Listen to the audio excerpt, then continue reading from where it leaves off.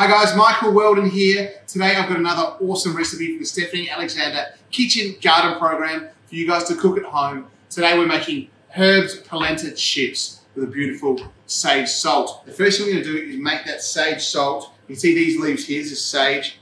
It's a nice fragrant herb. We're just going to chop up 3 or 4 leaves, nice and thinly.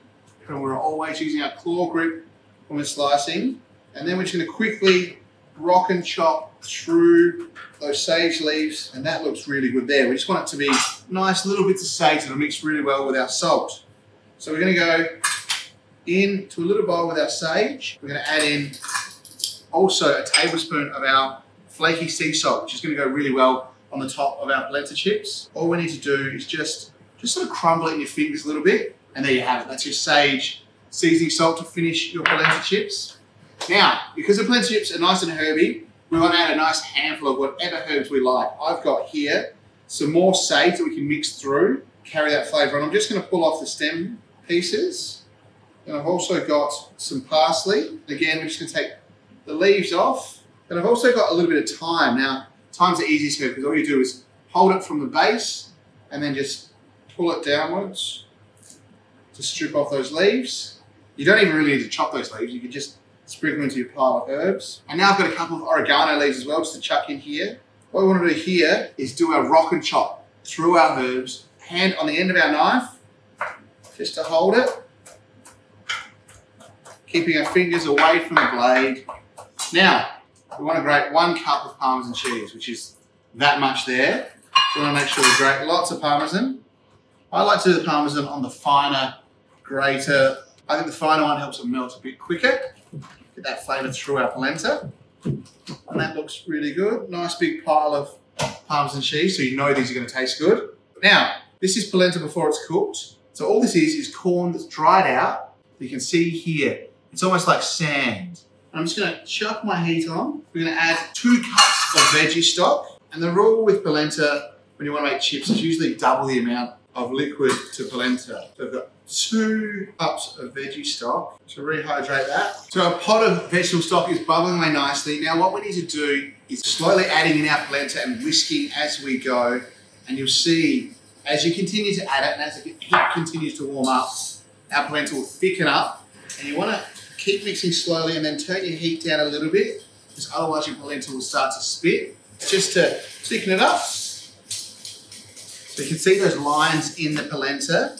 So we're going to go in now with our cheese, our herbs. Just going to drop in 20 grams of butter. I'm just going to start stirring this so it all melts together. Now at this stage, I sub out my whisk for my spatula, and then we mix our polenta together, and we can turn the heat off now. Once the cheese and the butter's melted, we're just going to let this sit for about 10 minutes, just till it cools down slightly. Right, so our polenta has been sitting for about 10 minutes. It's cooled down. You can see it's almost set. What we're going to do now is just add in our ricotta cheese, 180 grams.